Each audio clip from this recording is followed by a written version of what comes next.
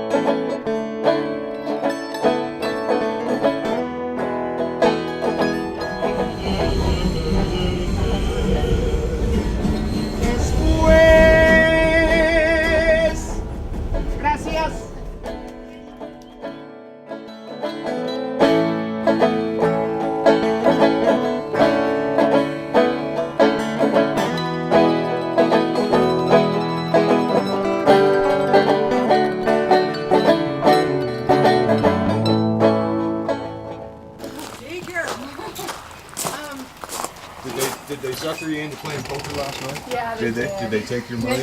That's how they are. Tyson, huh? Yeah, actually, I don't think he won last night, but do you think we could ask you guys just a few questions about living in a small town? Sure. Sure. You okay with Let's that? stick it some. Okay. Thank you.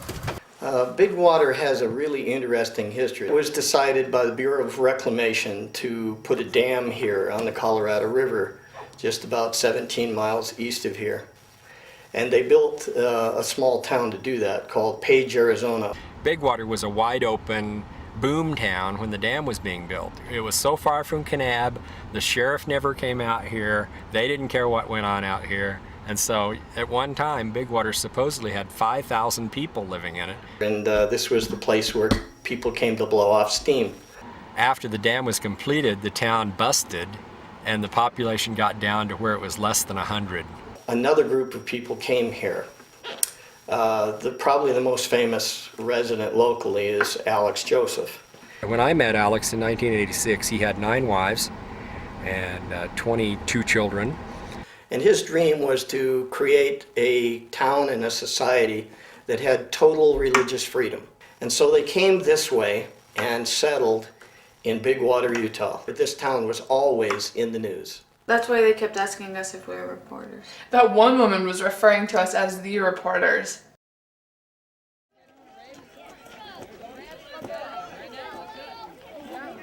I think kids here like it. In fact, I know they do. I've talked to kids that grew up here and they loved growing up in Big Water. They said, you know, you're free, you can go out and run all over the countryside and, you know, none of this, you can't cross the street kind of stuff like you get even in Salt Lake City. You know, kids are told you cannot cross the street, you know, until you're a certain age or something. Don't leave the block, you know, that kind of thing. Here in Big Water, kids can go out and explore and do stuff.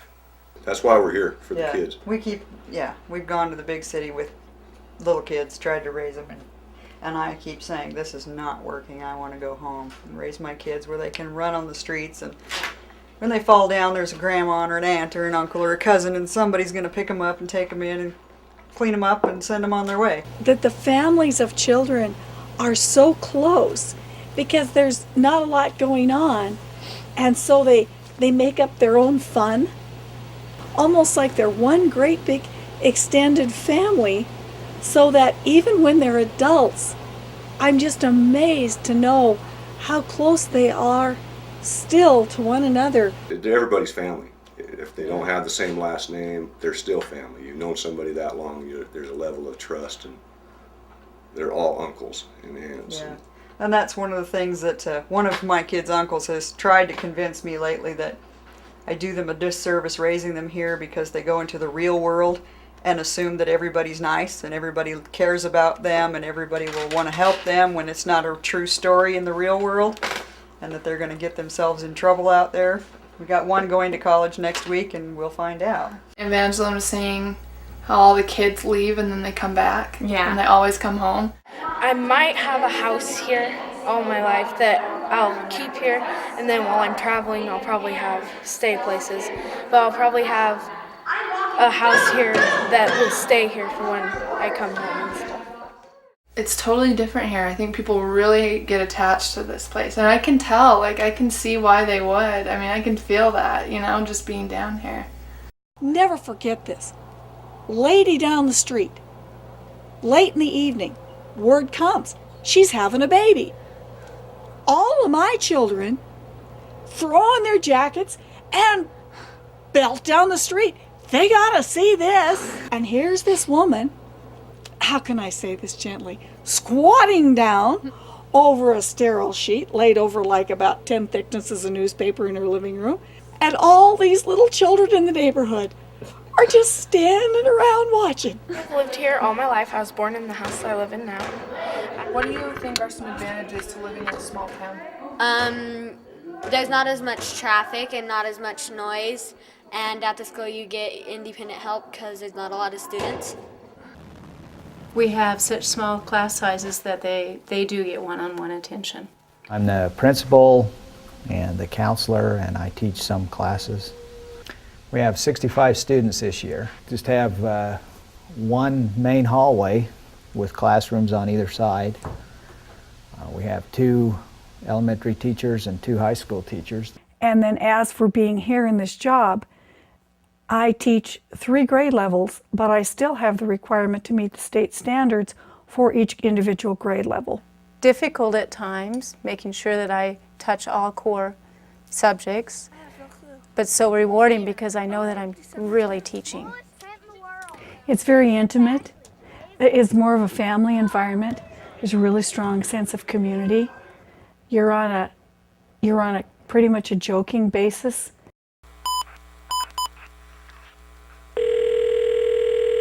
Hello? Hi, Pat. This is Marcela Torres from Salt Lake City. Hi, Marcela. Hi, how are you? I'm fine. We're going to be there from the 9th to the 12th. Well, I'll have you for lunch or for dinner or for both, okay? Okay. All right. All right. Thank you so much. You're welcome, dear. Bye-bye. Ooh, we're going to have dinner at Pat's house. I'm just wondering, sort of in general, like one of our themes is how a place affects a person and who they become. So I don't, if you could just talk about that a little bit, maybe how you've seen that in Big Water. I am transformed. I'm transformed by the nitty-grittiness of it. I don't want to paint this like it's some sort of an idyllic Shangri-La kind of an experience, because it's not. We've had just about every human misery in our little community. Drug overdoses, a couple of murders. Gotta keep a lot more secrets in a small town. Is that on? Yeah. Okay, shut it off for a minute, because I'm going to be honest.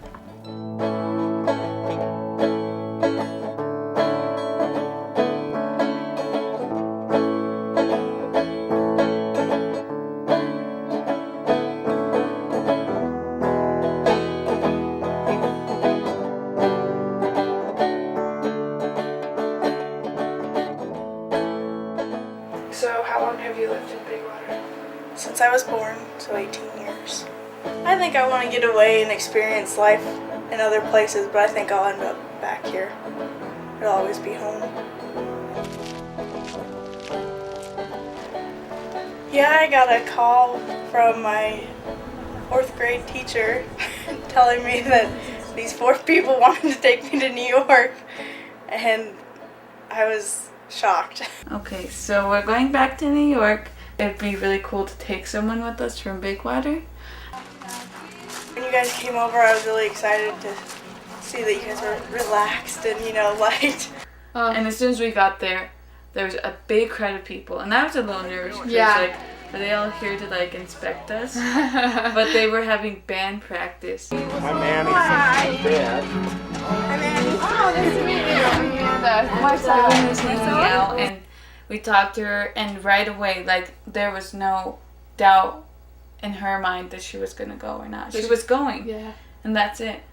In a big town, you just kind of leave people alone. Here, everybody's business, and you see each other every day, whether you want to or not, so you kind of have to have good relationships with everybody. You never got away with anything.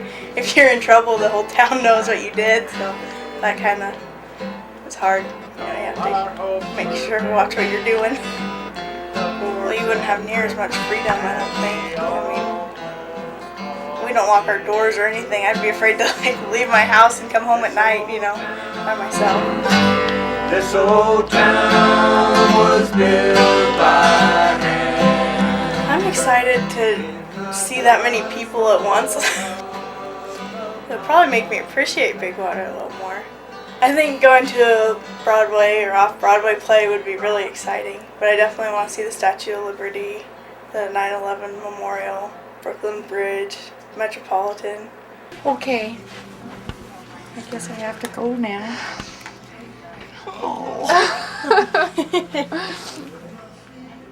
Have fun, okay? I will. Just have fun. Be safe. Thanks for everything. Nice to meet you. Yeah, it was great to meet you. Thanks. And we will see you guys again. She's gonna be in awe. Surprising it really big. It's sinking into me that we're actually going.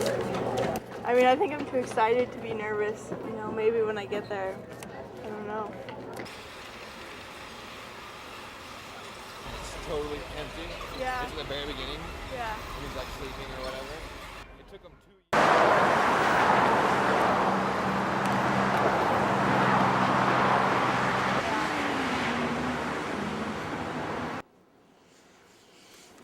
Where's Chinatown at?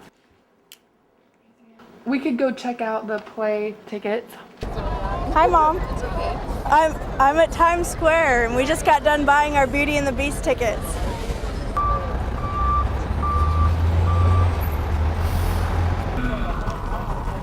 I don't know if I want a picture of this or not. I'm tired of walking. It's just weird because you walk as far as we did, and you've walked the whole outer, city limits of Big Water, town limits of Big Water, and we haven't even walked. We haven't even seen a fourth of this city at all. Excuse me, ma'am, are you from New York? Mm-hmm. Do you think we could ask you a few questions? We're just making a student documentary. We'll be really fast. Okay, I'm in a real hurry. Oh, okay. Okay, do this good. I don't want to. Hi, can I ask you a question? No, I'm sorry. Oh, okay. Thanks.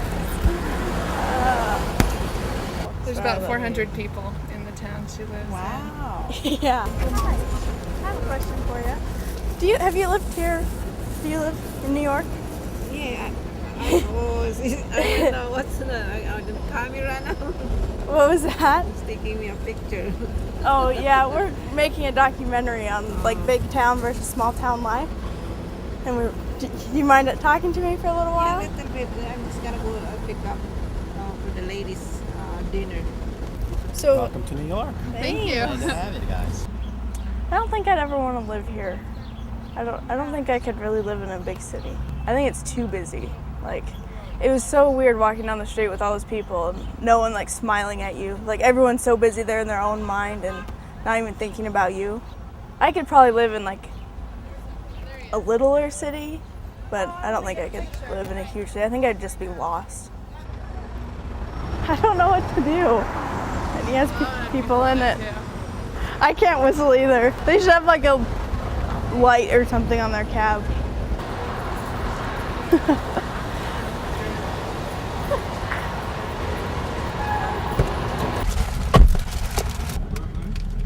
Empire State Building. Pretty much everybody that I know, I've known since I was as long as I can remember. And so I've never felt like uncomfortable around it. Pretty much everybody, you know. So I don't need to feel nervous, or I don't need to feel like they're gonna make me do something I don't want to do. I don't know, I think it's taught you to be more respectful. Like, because you have to see these people every day, and if you're not, then you basically lost like half your friends if you're mad at someone. So you have to like learn how to get along and just, you know, forgive and forget really quickly. Like in the city, you can get mad at someone and you'll never see them again. But in big water, if you get mad at someone, you see them every day, and it's just like it's pointless to be mad at somebody. It's funny, I pictured it like bigger. Huge? Yeah. I never thought I could live in a huge city, and I still think that after being in New York.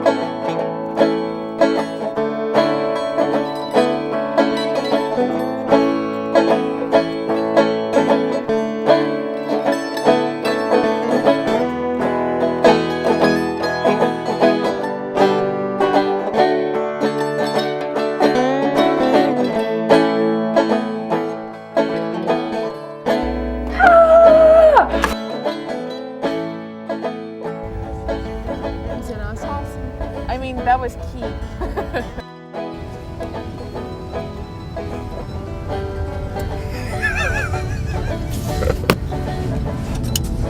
What a weirdo. Are you guys trying to sponsor me for skateboarding?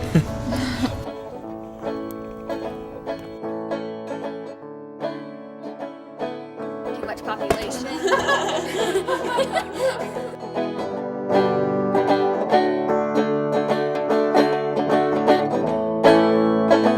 Had one funeral at the dump. That's right. We had a Viking funeral. A fellow. I think I told you about that. The guy who drove to the dump and set himself on fire. He loaded his truck with wood and set himself on fire.